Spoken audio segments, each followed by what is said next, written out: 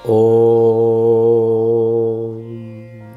तव कथामृतं तप्तजीवनं कविभिरीडितं कल्मषापोहं श्रवणमङ्गलं श्रीमदाततं भुवि गृह्णन्ति ये भूरिदा जनाः।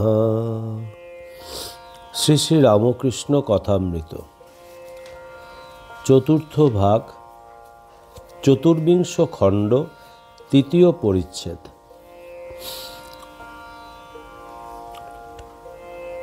ঈশ্বরের সঙ্গে কথা, মায়া দর্শন, ভক্ত আসিবার অগ্রে তাদের দর্শন, কেশব সেনকে ভাবাবেশে দর্শন, অখণ্ড সচ্চিদানন্দ দর্শন ও নরেন্দ্র ও কেদার, প্রথম উন্মাদে জ্যোতির্ময় দেহ, বাবার স্বপ্ন, ন্যাংটা ও 3 দিনে সমাধি, মথুরের 14 বৎসর সেবা, 1858 থেকে 71, কুঠির উপর ভক্তদের জন্য ব্যাকুলতা, অবিরত সমাধি, সব রকম সাধন।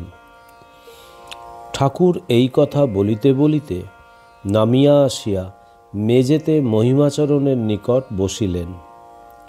কাছে মাস্টার ও আরও 2-1টি ভক্ত। ঘরে রাখালও আছেন। শ্রীরামকৃষ্ণ: মহিমার প্রতি। আপনাকে অনেক দিন বলবার ইচ্ছা ছিল, পারি নাই, আজ বলতে ইচ্ছা হচ্ছে।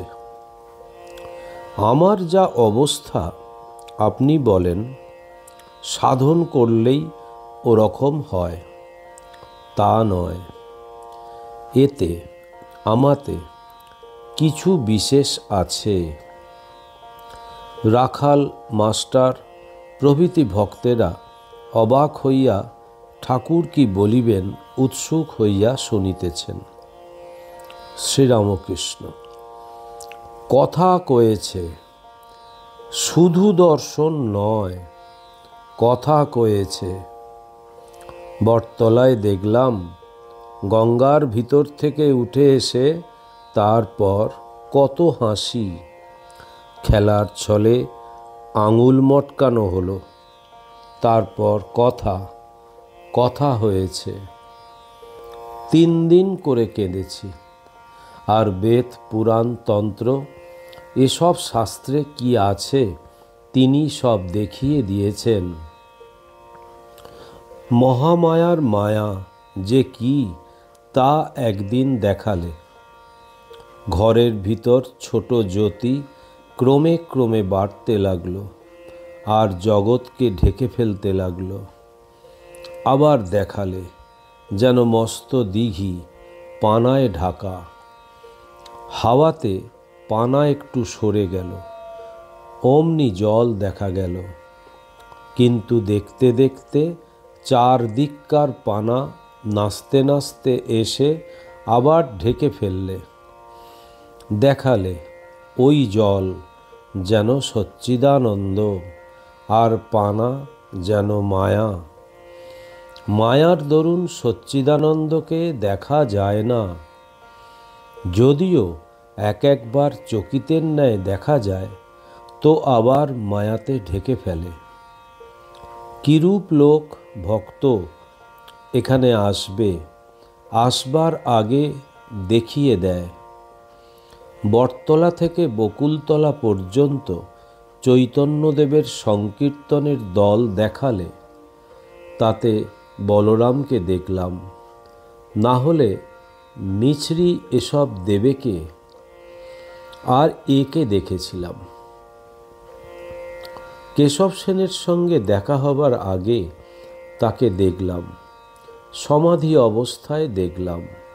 কেশব সেন আর তার দল, একঘর লোক আমার সামনে বসে রয়েছে। কেশবকে দেখাচ্ছে যেন একটি ময়ূর তার পাখা বিস্তার করে বসে রয়েছে। পাখা অর্থাৎ দলবল।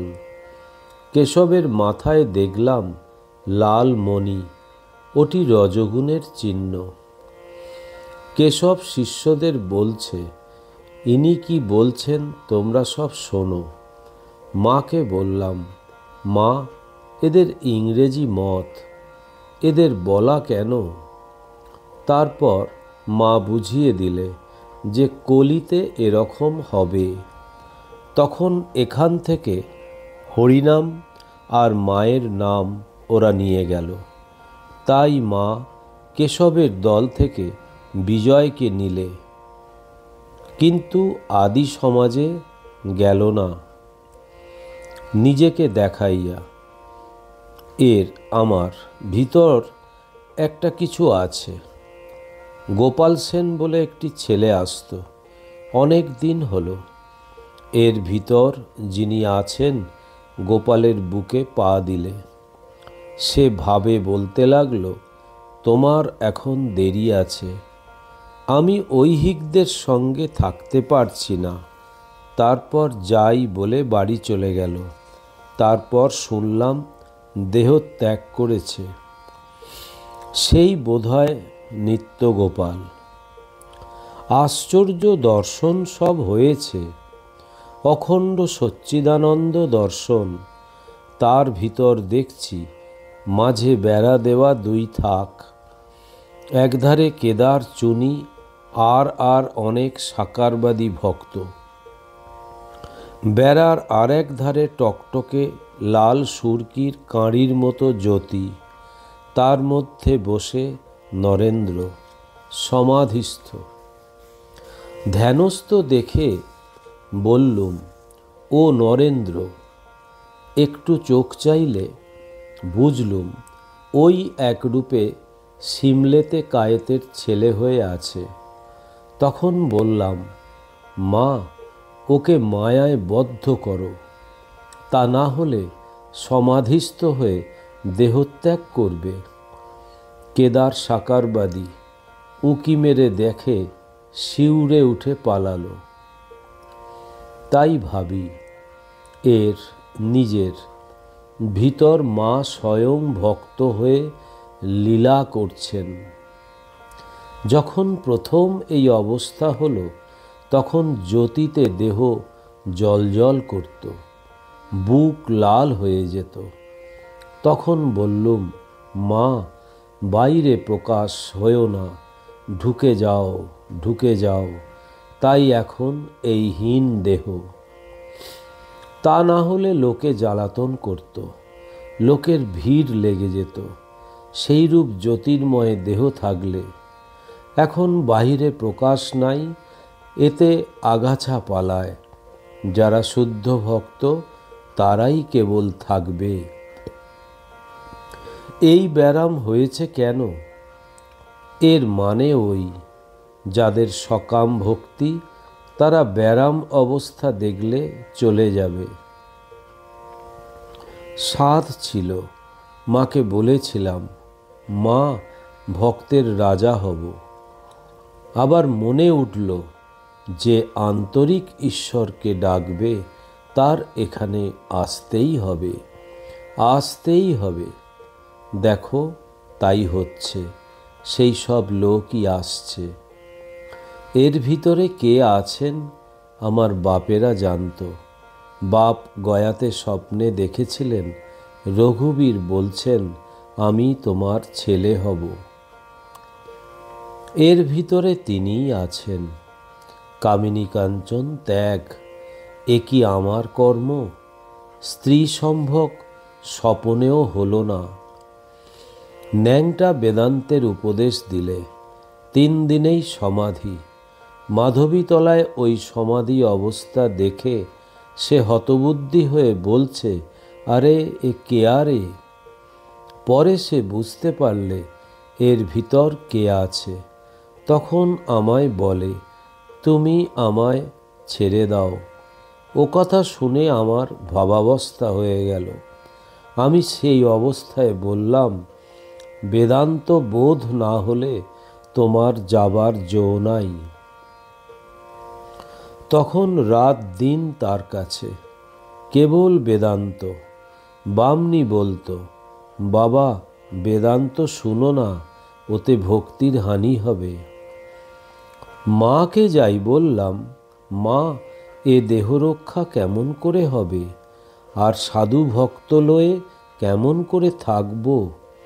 একটা বড় মানুষ জুটিয়ে দাও। তাই সেজবাবু 14 বৎসর ধরে সেবা করলে। এর ভিতর যিনি আছে আগে থাকতে জানিয়ে দেয় কোন থাকের ভক্ত আসবে। যাই দেখি গৌরাঙ্গ রূপ সামনে এসেছেন, অমনি বুঝতে পারি গৌর ভক্ত আসছে। যদি শাক্ত আসে তাহলে শক্তিরূপ কালী রূপ দর্শন হয়। কুঠির উপর থেকে আরতির সময় চেঁচাতাম, ওরে তোরা কে কোথায় আছিস আয়। দেখো এখন সব ক্রমে ক্রমে এসে জুটছে। এর ভিতর তিনি নিজে রয়েছেন, যেন নিজে থেকে এইসব ভক্ত লয়ে কাজ করছেন। এক একজন ভক্তের অবস্থা কি আশ্চর্য। ছোট নরেন এর কুম্ভক আপনি হয়, আবার সমাধি। এক একবার কখনো কখনো 2.5 ঘন্টা, কখনো বেশি। কি আশ্চর্য! সব রকম সাধন এখানে হয়ে গেছে, জ্ঞানযোগ, ভক্তিযোগ, কর্মযোগ, হঠযোগ পর্যন্ত, আয়ু বাড়াবার জন্য। এর ভিতর একজন আছে, তা না হলে সমাধির পর ভক্তি ভক্ত লয়ে কেমন করে আছি। কুয়ার সিং বলতো, সমাধির পর ফিরে আসা লোক কখনো দেখি নাই, তুমিই নানক। চারদিকে ঐহিক লোক, চারদিকে কামিনী কাঞ্চন, এতর ভিতর থেকে এমন অবস্থা। সমাধি ভাব লেগেই রয়েছে। তাই প্রতাপ, ব্রাহ্ম সমাজের শ্রী প্রতাপচন্দ্র মজুমদার কুক সাহেব যখন এসেছিল, জাহাজে আমার অবস্থা, সমাধি অবস্থা দেখে বললে, বাবা যেন ভূতে পেয়ে রয়েছে। রাখাল মাস্টার প্রভৃতি অবাক হইয়া ঠাকুরের শ্রীরামকৃষ্ণের শ্রীমুখ হইতে এই সকল আশ্চর্য কথা শুনিতেছেন। মহিমাচরণ কি ঠাকুরের ইঙ্গিত বুঝিলেন? এই সমস্ত কথা শুনিয়াও তিনি বলিতেছেন, আজ্ঞা আপনার প্রারব্ধবশত এরূপ সব হয়েছে। তাহার মনের ভাব ঠাকুর একটি সাধু বা ভক্ত। ঠাকুর তাহার কথায় সায় দিয়া বলিতেছেন, হ্যাঁ প্রাক্তন, যেন বাবুর অনেক বাড়ি আছে, এখানে একটা বৈঠকখানা। ভক্ত তার বৈঠকখানা। রাত 9টা হইল, ঠাকুর ছোট খাটটিতে বসিয়া আছেন। মহিমাচরণের সাধ, ঘরে ঠাকুর থাকিবেন, ব্রহ্মচক্র রচনা করবেন। তিনি রাখাল মাস্টার, কিশোরী ও আরও 2-1টি ভক্তকে লইয়া মেজেতে চক্র করিলেন। সকলকে ধ্যান করিতে বলিলেন। রাখালের ভাবাবস্থা হইয়াছে। ঠাকুর নামিয়া আসিয়া তাহার বুকে হাত দিয়া মার নাম করিতে লাগিলেন। রাখালের ভাব সম্বরণ হইল। রাত 1টা হইবে। আজ কৃষ্ণপক্ষের চতুর্দশী তিথি। চতুর্দিকে নিবিড় অন্ধকার। 2-1টি ভক্ত গঙ্গার পোস্তার উপর একাকী বেড়াইতেছেন। ঠাকুর শ্রীরামকৃষ্ণ একবার উঠিয়াছেন।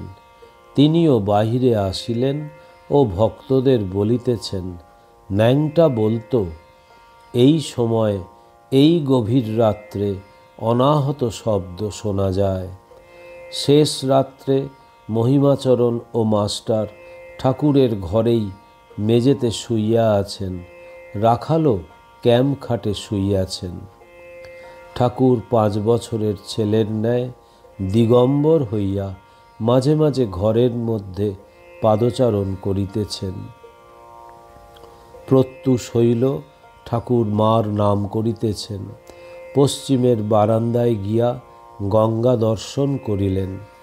ঘরের মধ্যস্থিত দেবদেবীর যত পট ছিল, কাছে গিয়া নমস্কার করিলেন। ভক্তেরা শয্যা হইতে উঠিয়া প্রণামাদি করিয়া প্রাতকৃত্য করিতে গেলেন। ঠাকুর পঞ্চবটিতে একটি ভক্ত সঙ্গে কথা কহিতেছেন। তিনি স্বপ্নে চৈতন্যদেবকে দর্শন করিয়াছিলেন। শ্রীরামকৃষ্ণ ভাবাবিষ্ট হইয়া আহা আহা। ভক্ত আজ্ঞা ও স্বপনে। শ্রীরামকৃষ্ণ স্বপন কি কম? ঠাকুরের চক্ষে জল, গদগদ স্বর। একজন ভক্তের জাগরণ অবস্থায় দর্শন কথা শুনিয়া বলিতেছেন, তা আশ্চর্য কি! আজকাল নরেন্দ্র ঈশ্বরীয় রূপ দেখে। মহিমাচরণ প্রাতকৃত্য সমাপন করিয়া ঠাকুর বাড়ির প্রাঙ্গণের পশ্চিম দিকের শিবের মন্দিরে গিয়া নির্জনে বেদমন্ত্র উচ্চারণ করিতেছেন। বেলা 8টা হইয়াছে। মণি গঙ্গা স্নান করিয়া ঠাকুরের কাছে আসিলেন। শোকাতুরা ব্রাহ্মণীও দর্শন করিতে আসিয়াছেন। শ্রীরামকৃষ্ণ ব্রাহ্মণীর প্রতি, একে কিছু প্রসাদ খেতে দাও তো গা, লুচি টুচি তাকের উপর আছে। ব্রাহ্মণী, আপনি আগে খান, তারপর উনি প্রসাদ পাবেন। শ্রীরামকৃষ্ণ, তুমি আগে জগন্নাথের আটকে খাও, তারপর প্রসাদ। ওম নিরঞ্জনম নিত্যম অনন্তরূপম ভক্তানুকম্পাধীত বিগ্রহং বৈ ঈশাবতারম পরমেশমিড্ডম তং রামকৃষ্ণম শিরসা নমামহম। শ্রীরামকৃষ্ণ অর্পণমস্তু।